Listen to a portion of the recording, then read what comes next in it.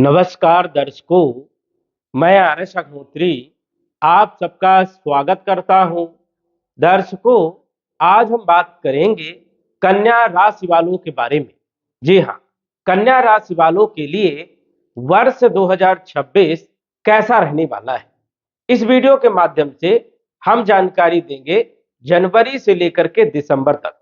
जनवरी से लेकर के दिसंबर तक कौन कौन से ग्रहों का राशि परिवर्तन होगा, ग्रहों के राशि परिवर्तन से कौन कौन से क्षेत्रों में क्या क्या बदलाव देखने को मिलेगा।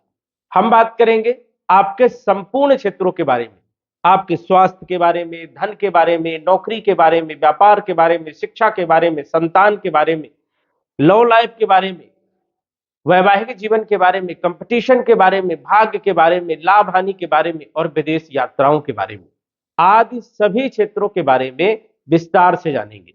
तो आइए जानते हैं। उससे पहले यह समझिए कि यह फलादेश चंद्र राशि पर आधारित है। नाम राशि के आधार पर भी जान सकते हैं, लग्न राशि के आधार पर भी जान सकते हैं। तो आइए जानते हैं। ये जो आप कुंडली देख रहे हैं, जनवरी 2026 की कुंडली है। ग्रहों की स्थिति सौरमंडल में इस प्रकार से जनवरी के महीने में रहने वाले हैं। और यदि हम जनवरी से लेकर के दिसंबर तक की बात करें कि कौन सा ग्रह किस महीने में किस तारीख को राशि परिवर्तन करेगा, तो यहां पर आप देख सकते हैं जनवरी से लेकर के दिसंबर तक जो है यहां पर हमने बताया है कि कौन से ग्रहों का राशि परिवर्तन किस महीने में किस तारीख को होगा। और यहां पर आप समझ सकते हैं कि ग्रह का राशि परिवर्तन आपके लिए लाभदायक सिद्ध होगा या फिर नुकसानदायक। क्या उपाय करना है बेहतर करने के लिए, सटीक जानकारी देने का प्रयास करेंगे। तो आइए जानते हैं। सबसे पहले तो यह समझिए कि लग्न के जो स्वामी है वो है बुध देव। कन्या लग्न के स्वामी बुध है और कन्या राशि के स्वामी बुध होते हैं। चाहे आप लग्न के अनुसार से चाहे राशि के अनुसार से आप देख सकते हैं। अब यदि हम बात करें तो लग्नेश बुध जनवरी के महीने में आपके चौथे भाव में गोचर करते हुए देखेंगे। अब ये बुध जो है आपके लिए सबसे इंपॉर्टेंट। बुध क्या है? बुध है बुद्धि, बुध है व्यापार। और अधिकतर देखने को मिलता है कि कन्या लग्न वाले अधिकतर व्यापार की ओर इनका खिंचाव रहता है और ज्यादातर लोग जो है व्यापार करते हैं। हालांकि कुछ लोग जो है नौकरी भी करते हैं, लेकिन ज्यादातर लोग बिजनेस माइंड होते हैं और इसीलिए यदि नौकरी में भी है तो ये सोचेंगे कि मैं किसी भी प्रकार से बिजनेस करूं, उसमें सफल होने के ज्यादा चांसेस भी रहते हैं। कैरियर के मालिक भी बुध है क्योंकि बुध के पास दो राशियां हैं, 3 नंबर मिथुन राशि और 6 नंबर कन्या राशि। अब देखिए, हेल्थ के मालिक भी बुध है और आपके कैरियर के मालिक भी बुध है। और इसीलिए जो है कैरियर अधिकतर कन्या लग्न वाले, कन्या राशि वाले बिजनेस की ओर जाते हैं क्योंकि इनका दिमाग जो होता है बिजनेस माइंड होता है।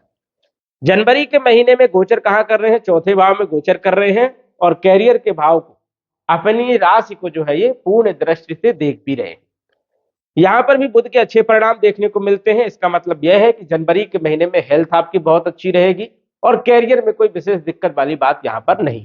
लेकिन यहां पर बुध कब तक रहेंगे? यहां पर आप देखिए 17 जनवरी तक बुध यहां पर धनु राशि में रहेंगे और 17 तारीख को राशि परिवर्तन करके ये आ जाएंगे आपके पंचम भाव में मकर राशि में। 3 फरवरी तक यहां पर रहेंगे।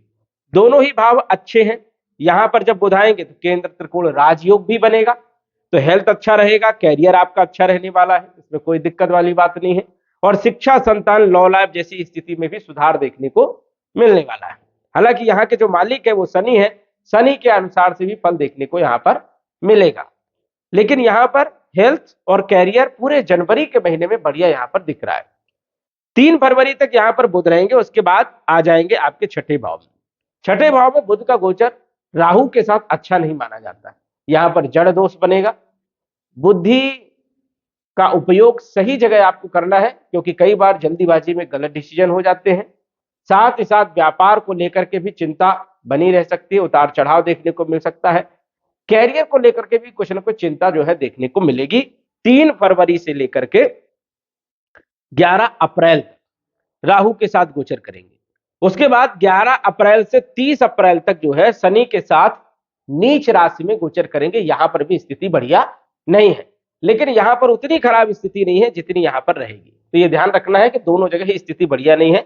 मतलब 30 अप्रैल तक आपकी स्थिति बढ़िया नहीं है। 30 अप्रैल को राशि परिवर्तन अष्टम भाव में जाएंगे, यहां पर भी बुध की स्थिति नहीं है। अब परेशानियां क्या हो सकती है, जैसे यहां पर बुध आएंगे छठे भाव में और अष्टम भाव तक रहेंगे तो हेल्थ में प्रॉब्लम आएगी, स्वास्थ्य जो है कहीं ना कहीं बिगड़ेगा, छोटी मोटी परेशानियां देखने को मिलेगी।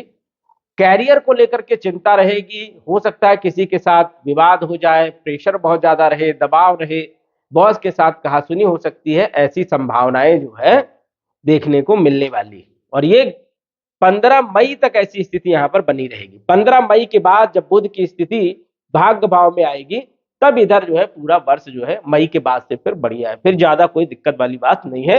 12th भाव में जब आएंगे तो थोड़ा सा यहाँ पर ध्यान रखना, हालांकि वहां पर भी ज्यादा खास कोई ज्यादा स्थिति नेगेटिव नहीं रहेगी, लेकिन मई तक जो है थोड़ा सा आपको ध्यान रखना है। कब से?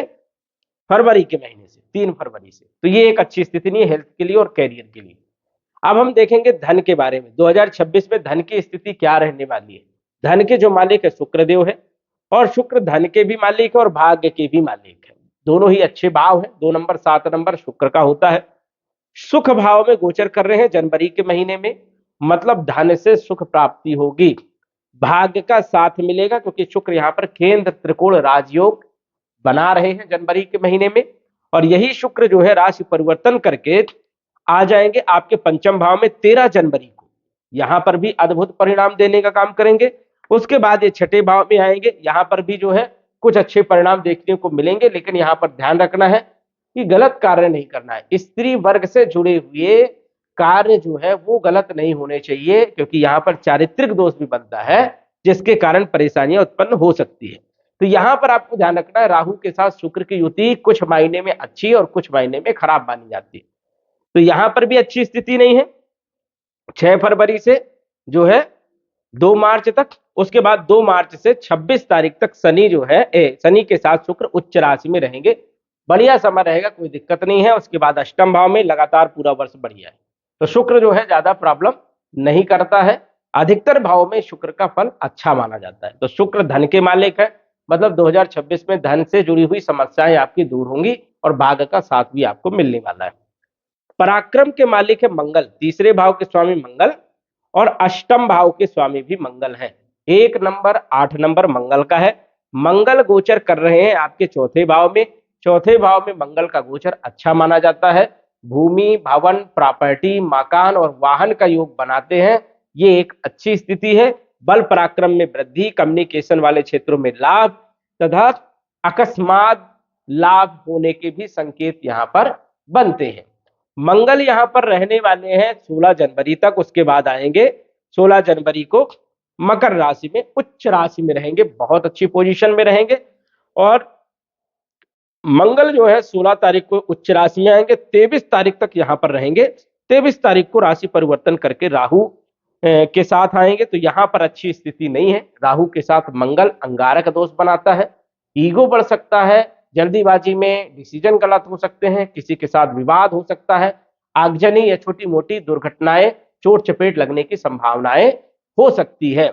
और ये स्थिति 23 फरवरी से लेकर के 2 अप्रैल तक रहेगी, क्योंकि 2 अप्रैल तक यहां पर जो है मंगल रहेंगे, उसके बाद शनि के साथ रहेंगे। तो 11 मई तक कुल मिलाकर के मंगल की स्थिति ठीक नहीं है, क्योंकि शनि के साथ मंगल द्वंद्व दोष भी बनाते हैं, तो ये भी ध्यान रखना है। उसके बाद अष्टम भाव में अपनी राशि में आएंगे, बल पराक्रम में वृद्धि करेंगे, रिसर्च वाले क्षेत्रों में लाभ देंगे, साथ ही साथ जो है गड़ी हुई चीजें कुछ न कुछ लाभदायक सिद्ध होंगी, भूमि से जुड़ी हुई चीजें में लाभ होगा, प्रॉपर्टी से जुड़े हुए कार्यों में लाभ होगा।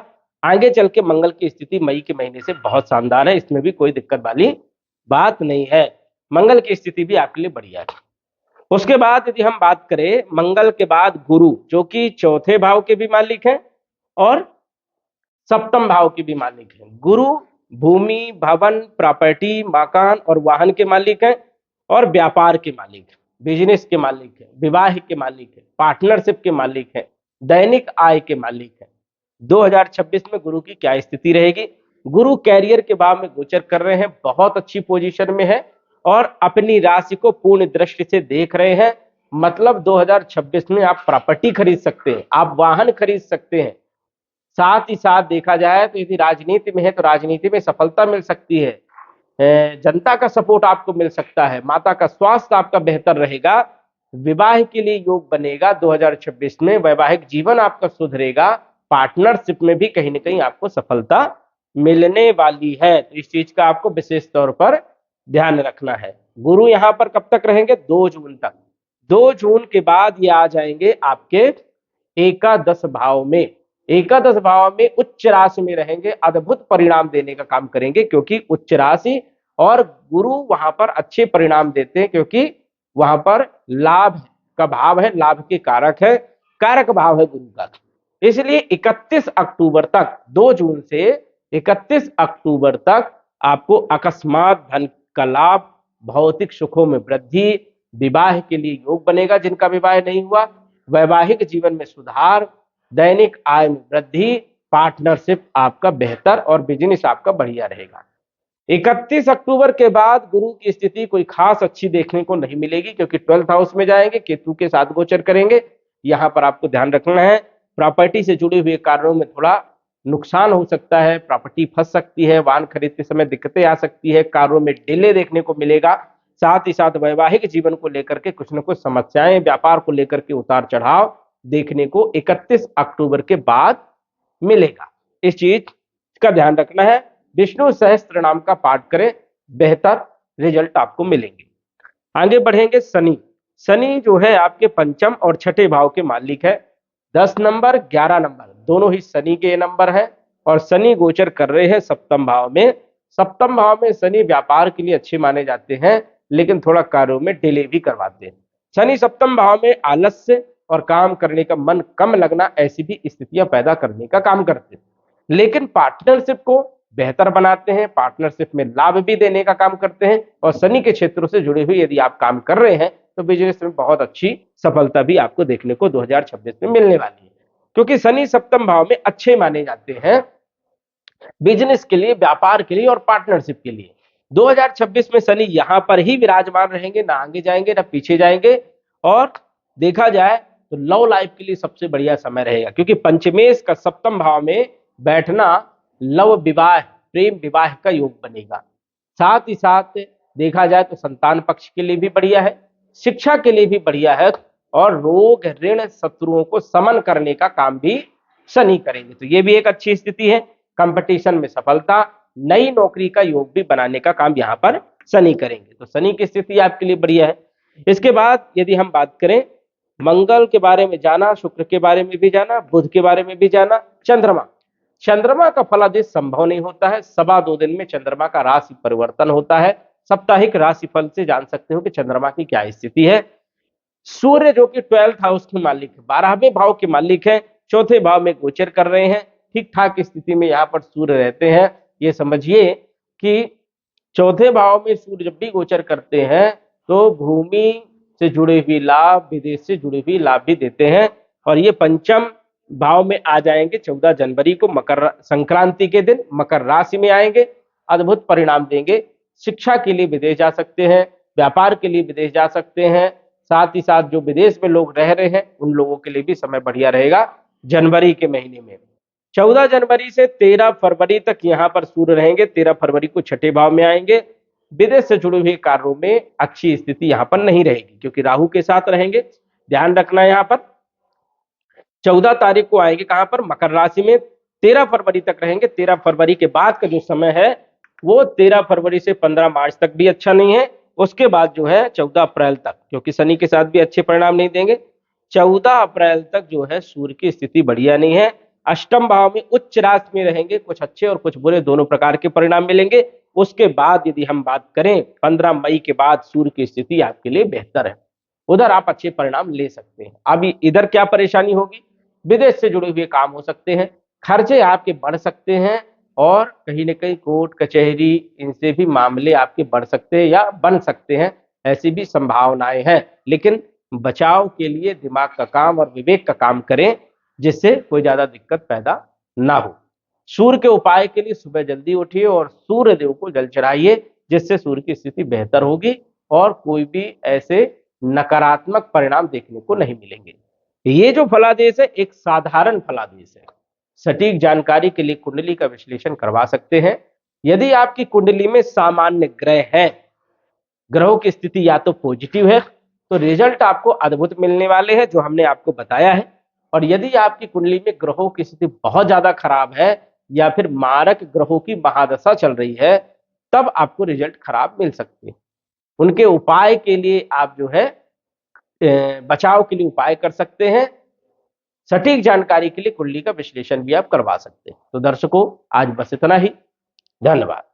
यदि आप अपनी कुंडली का विश्लेषण घर बैठे करवाना चाहते हैं तो दिए गए व्हाट्सएप नंबर से संपर्क करें। साधारण फीस जमा करके आप अपनी कुंडली का विश्लेषण फोन के माध्यम से घर बैठे ही करवा सकते हैं और जान सकते हैं अपने भूत, भविष्य और वर्तमान के बारे में। धन्यवाद।